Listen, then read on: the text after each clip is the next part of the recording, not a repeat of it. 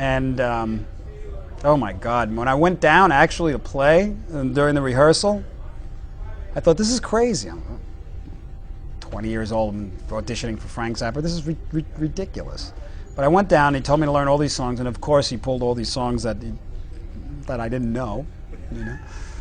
And he was so, you should ask Vinny, because Vinny was there, how brutal he was on me. I couldn't even believe it.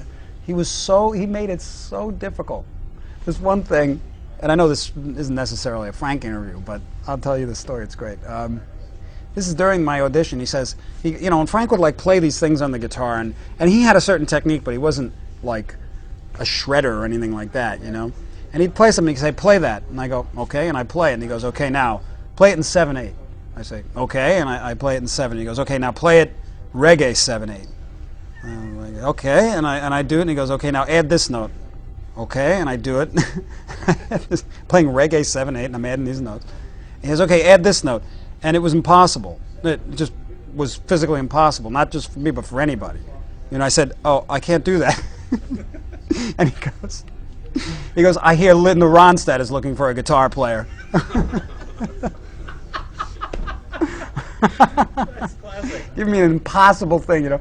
And at the end of the rehearsal, I went, and he was just other things too, you know. But at the end of the rehearsal, I went up to him. I said, thanks for inviting me. I'm really sorry. I'm going to go home now. He goes, you're in the band. And I hugged him. I saw you that first tour when you came through Columbus, Ohio, which is where I'm from. Yeah. And that was a tough tour for me, man.